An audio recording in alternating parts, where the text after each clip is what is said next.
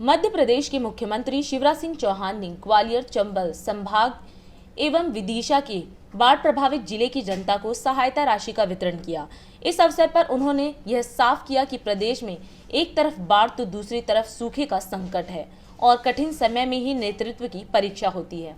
ये समय संकट का है। थोड़े एक तरफ बाढ़ का संकट आया तो मैं कल जबलपुर में था, आज उधर से लौटा हूं दौरा करते हुए। दूसरी तरफ सूखे का संकट है। अल्प वर्षा भी हुई है।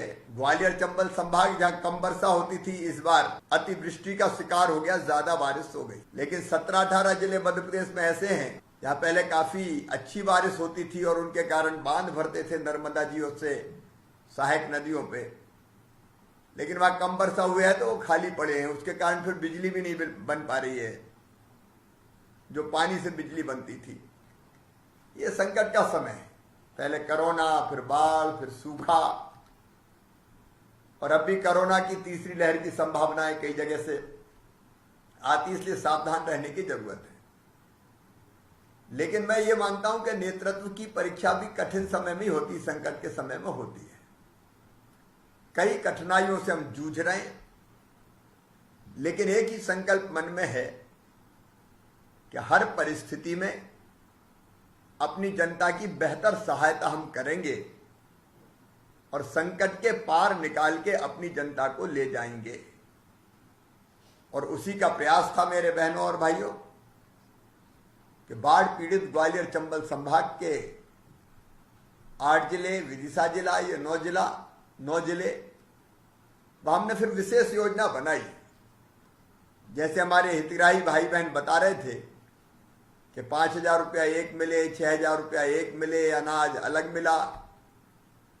लेकिन उसके साथ साथ आज जो हमने पैसे बांटे हैं, जो खातों में गए, गाय, बैल, भैंस अगर वो बह गए तो उसकी राशि, जैसा मैं बोल के आया था कि दुधारू पशु है तो 30,000, बैल इत्यादि है तो 25,000, बछड़ा बछड़ी है तो 10,000, बकरा बकरी है तो उनके 3,000 और मुर्गा मुर्गी के 60 रुपया तय किए थे। तो जो अलग अलग नुकसान हुआ उसके पैसे भी खाते में डाल रहे हैं।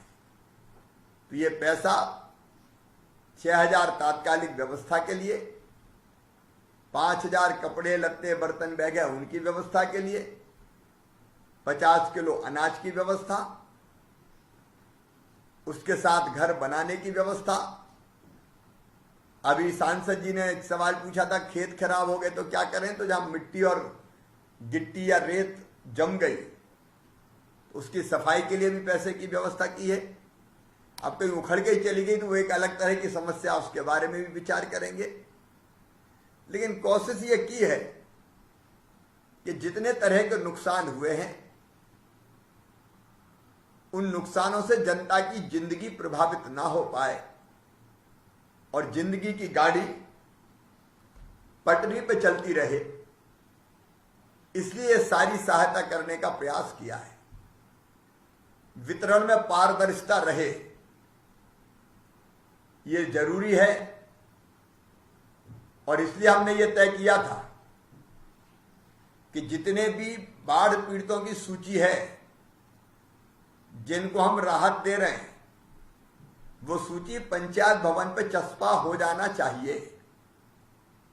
ये अलग अलग कई देने का काम होता है तो कई बार उसमें भ्रष्टाचार की शिकायतें आती हैं। हालांकि ये पैसा सीधे खाते में डाल रहे हैं, इसलिए वैसे कोई पैसा ले ही नहीं सकता। ये पहले चेक बंटते थे, उसके पहले कैश बंटते थे, तो चेक और कैश में तो गड़बड़ हो सकती। चेक धर लिया कि इतने लाओ तो चेक देंगे, नहीं तो दे ही नहीं रहे चेक। इस तरह की शिकायतें मिलती थी। इसलिए यह तय किया कि पारदर्शिता के साथ, मतलब कोई एक नया पैसा नहीं खा पाए और पूरा पैसा खाते में जाए। इसलिए ये पैसा खाते में डालने की व्यवस्था की है। अब आपके पैसे को कोई दूसरा हाथ नहीं लगा सकता। 5,000 डाले हो चाहे 6,000 डाले हो और चाहे 95,000 डाले हो मकान बनाने के लिए या 1 लाख डाले हो, अब इस पैसे के सीधे मालिक आप हैं। लेकिन लोकतंत्र में संदेह की गुंजाइश नहीं रहनी चाहिए। और इसलिए मैंने बार बार कहा कि कोई अगर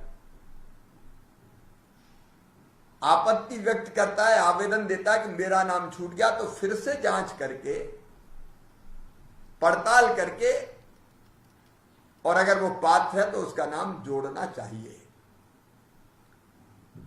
अभी मैं देख रहा था लगभग 1,27,000 बाढ़ पीड़ितों के खाते में लगभग 110 करोड़ रुपया हम डाल चुके हैं। ये सीधी सीधी सहायता है।